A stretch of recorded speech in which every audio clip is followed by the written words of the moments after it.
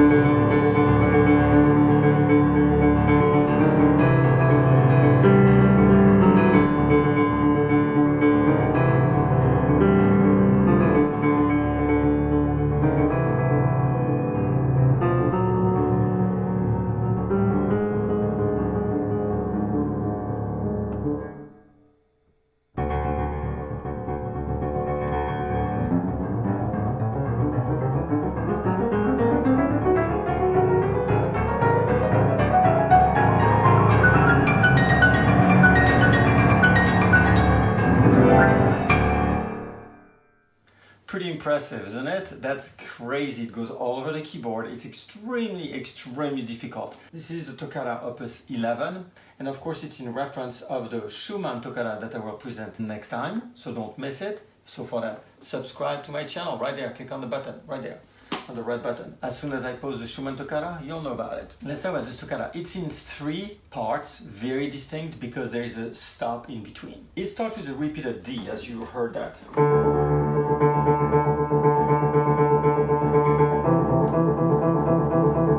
And right away recognize we're not really in a key. There's a D, so that could be somewhat of a D minor because the B flat at the key, so it would be in D minor or F major. But if you think about it, that's more modal at that point. And then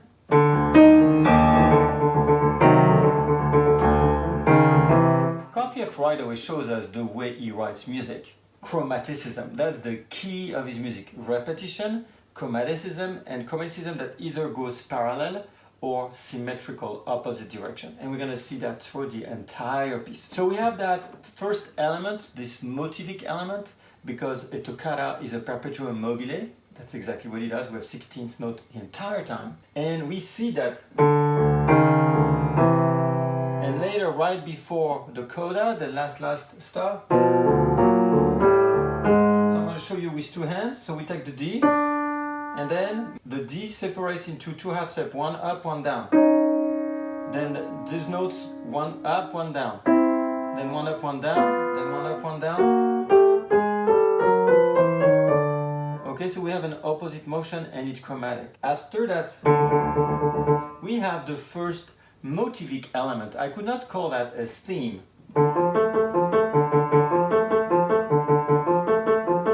Which is a D minor chord. But above this we have.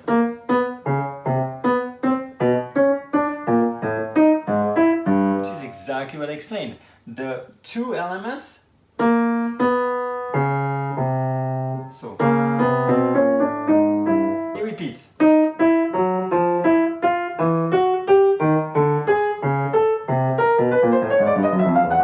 He could have gone forever. Then we have. Chromaticism.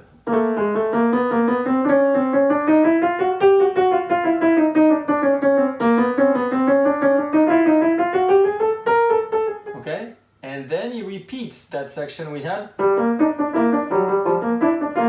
with.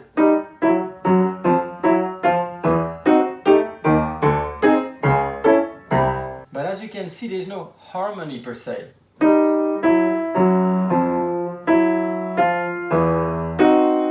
Sounds like a diminished, that's not.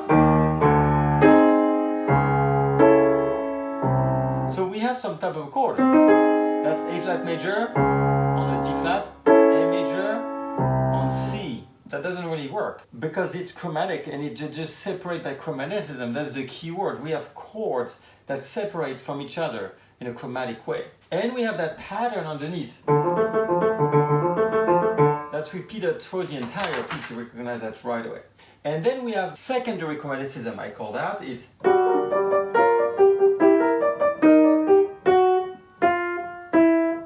that we hear while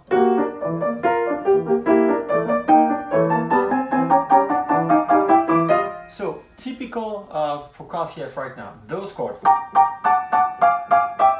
We have a note repeat on the top, but the inside chord goes chromatic, or can go chromatic up. As we're going to see that, it doesn't matter. Now we recognize it's a chromaticism, exactly. Here. So, chromatic, but and then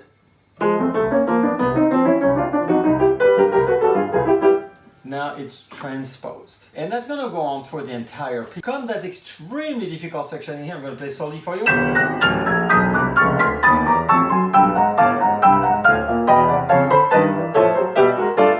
Very complex, sounds very like brouhaha when we hear it for the first time.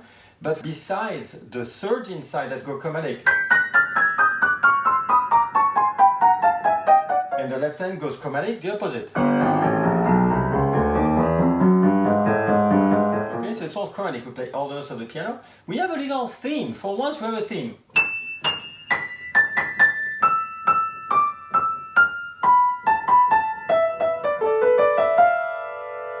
It's almost pentatonic, but why that theme in the middle of this? Believe it or not, but at the time of Prokofiev, the composers, when they write something, they have to have the approval from the state. So the president of that time has to give his approval for a piece to be played and sold. And one of the requirements of this is that people would be able to whistle the tune. So music could be dissonant, but the theme should be able to be whistled by the general audience. For composers, it's very restrictive. And Prokofiev plays that in here, maybe as a joke.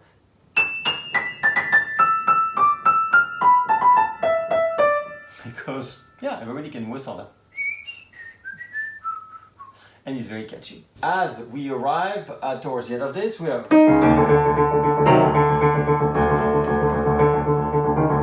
Sounds like the beginning.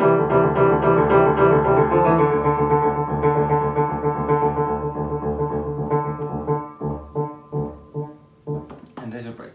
First break for a pianist. And there's a smorzendo, that means dying. So it really needs to fade out. And then the piece restarts with what's called a stretto. So a stretto is when I don't have time to finish this entire subject of a fugue, then the next subject comes in. And that's what happened in here. Instead of... It does. So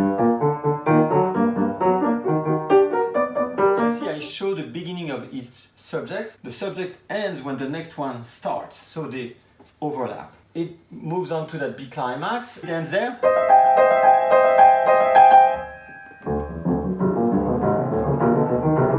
And now this time we feel that we're restarting the piece, except this time the climax will do something different. Instead of being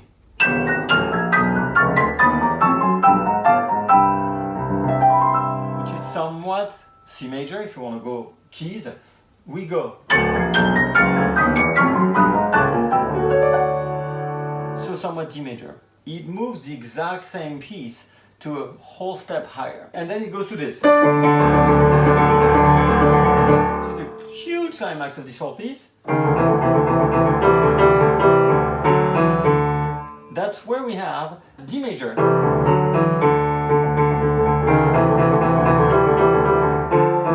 Now D minor. Then he does this extension when the note goes chromatic. I skip. Retardando and the coda that you heard. Big glissando. And the end of the piece. Let's listen to it again, that I give you some keys to listen to it differently. Let's go.